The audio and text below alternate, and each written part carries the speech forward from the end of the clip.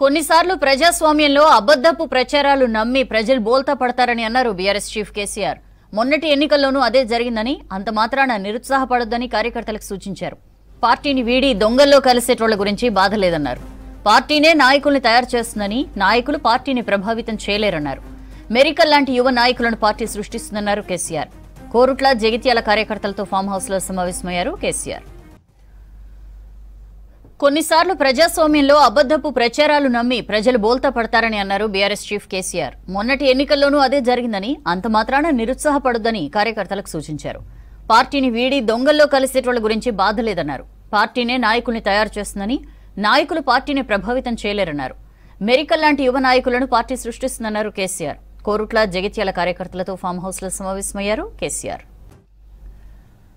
కార్యకర్తలతో కేసీఆర్ సమావేశానికి సంబంధించి డీటెయిల్స్ తెలుసుకుందాం. షరీఫ్ మనతో ఫోన్ లైన్ లో జాయిన్ అవుతున్నారు. షరీఫ్, ఏంటి కేసీఆర్ కామెంట్స్?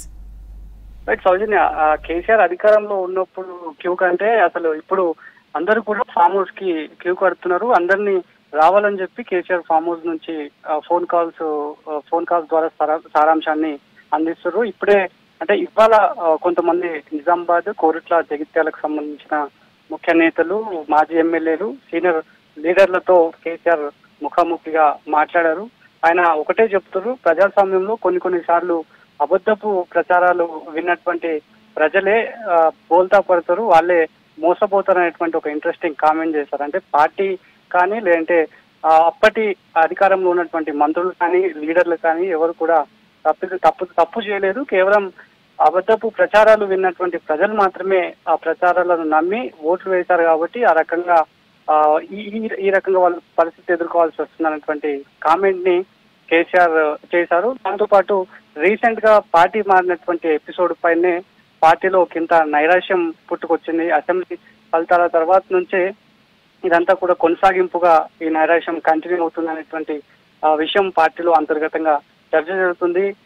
ఇవాళ రీసెంట్ గా ఇక్కడి మరొక ఎమ్మెల్యే బీఆర్ఎస్ కి సంబంధించి కాళే యాదయ్య కూడా పార్టీ మారడము, ఏకంగా ఢిల్లీ ఏఐసీబీ పెద్దల దగ్గరికి వెళ్లి సంప్రదింపులు చేసి ఆయన కూడా పార్టీ మారారు. ఆ తర్వాత అంతకంటే ముందు జగిత్యాలలో చాలా రోజుల నుంచి వాళ్ళ కుటుంబానికి కానీ అక్కడ ఉన్నటువంటి లోకల్ లీడర్లకి, కేసీఆర్ కి సన్నిహితంగా ఉన్నటువంటి జగిత్యాల ఎమ్మెల్యే సంజయ్ కూడా పార్టీ మారడంతో ఆ పార్టీ మార్పుకు సంబంధించినటువంటి అంశం పైన కూడా ఒక ఇంట్రెస్టింగ్ కామెంట్లు కేసీఆర్ చేసినట్లుగా కూడా ప్రస్తుతానికైతే రిలీజ్ చేసినటువంటి పత్రికా ప్రకటనలో తెలుస్తుంది. కొంతమంది ఈ రకంగా పార్టీకి లాయల్ గా ఉంటూనే ఈ రకంగా మోసం చేస్తారు, పార్టీలు మారుతారు. మొన్ననే ఒక ఆయన జగిత్యాల నుంచి దొంగల్లో కలిసిపోయారనేటువంటి కామెంట్ ను కూడా ఆయన చేశారు.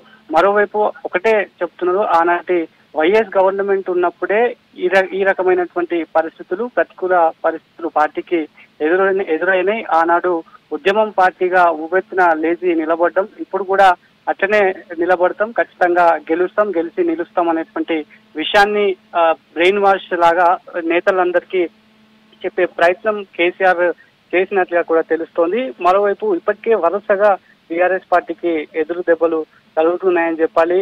ఒకవైపు పార్టీలు మేము మారం, కేవలం అభివృద్ధి కోసమే ఆ సంబంధించినటువంటి నియోజకవర్గాల ఎమ్మెల్యేలంతా కూడా అధికార పార్టీలో ఉన్నటువంటి నేతలతో కలుస్తున్నారు, ముఖ్యమంత్రి రేవంత్ తో కలుస్తున్నారు తప్ప డెవలప్మెంట్ కోసమే పోతున్నామనేటువంటి అంశం చెప్పినటువంటి వాళ్ళంతా కూడా ఈ మధ్య చూసుకుంటే కనుక పార్టీలో మారినటువంటి వాళ్ళంతా కూడా అదే మాటను చెప్పినటువంటి వాళ్ళు ఉన్నారు. ఇప్పుడు కూడా మరికొంతమంది అధికార కాంగ్రెస్ పార్టీతో టచ్ లో ఉన్నారు. చాలా మంది పార్టీలు మారుతారు, ఎమ్మెల్సీలు టచ్ లో ఉన్నారు, వాళ్ళు కూడా పార్టీలు మారుతారు. ఇప్పటికే పటాన్చెరు నియోజకవర్గానికి ప్రాతినిధ్యం వహిస్తున్నటువంటి గూడెం మహిపాల్ రెడ్డి కూడా ఢిల్లీలోనే మంతనాలు జరుపుతున్నారు. ఆయనది కూడా దాదాపు పార్టీ వీడుతారు, గులాబీ పార్టీని వీడి ఇతర పార్టీలోకి వెళ్తారు. రెండు జాతీయ పార్టీలతో ఆయన మంతనాలు చేస్తున్నారు.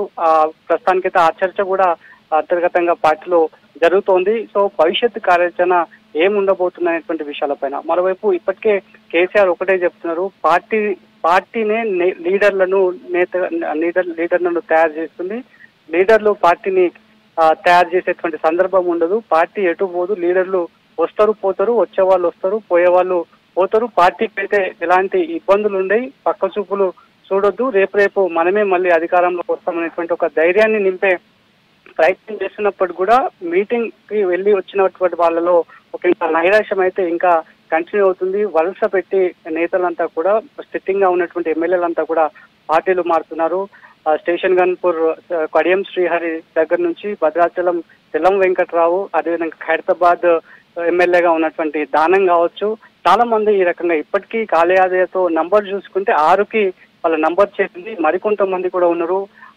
చాలా రోజుల నుంచి సీనియర్ గా ఉన్నటువంటి పోచారం శ్రీనివాసరెడ్డి కూడా పార్టీ మారడంతో కింది స్థాయి లీడర్లు కావచ్చు, వాళ్ళతో ఉన్నటువంటి క్యాడర్ అంతా కూడా ఒక కన్ఫ్యూజన్ లో ఉంది. కాబట్టి ఆ క్యాడర్ ని ఎట్లా కాపాడుకోవాలి అనేటువంటి విషయాలపైన త్వరలోనే కమిటీలను ఏర్పాటు చేస్తామనేటువంటి విషయాలను కేసీఆర్ మీటింగ్ కు వచ్చినటువంటి కార్యకర్తలకి, ముఖ్య నేతలకి అందరికీ హితోపదేశం చేసినట్టుగా కూడా ప్రస్తుతానికైతే తెలుస్తుంది. మరి కేసీఆర్ చేస్తున్నటువంటి ఫామ్ హౌస్ కేంద్రంగా ఫామ్ హౌస్ క్యాంపు కేంద్రంగా ఇస్తున్నటువంటి స్పీచెస్ కి లీడర్లంతా కూడా నిజంగానే పార్టీ మారకుండా ఉండిపోతారా, నెక్స్ట్ ఏముండబోతుంది, బీఆర్ఎస్ కి సంబంధించినటువంటి భవిష్యత్తు కార్యాచరణ ఏముండబోతుంది అనేటువంటి ఒక చర్చ మాత్రం ఇంట్రెస్టింగ్ గా ప్రస్తుతానికైతే కనిపిస్తోంది పార్టీలో. Right Sharif, thank you.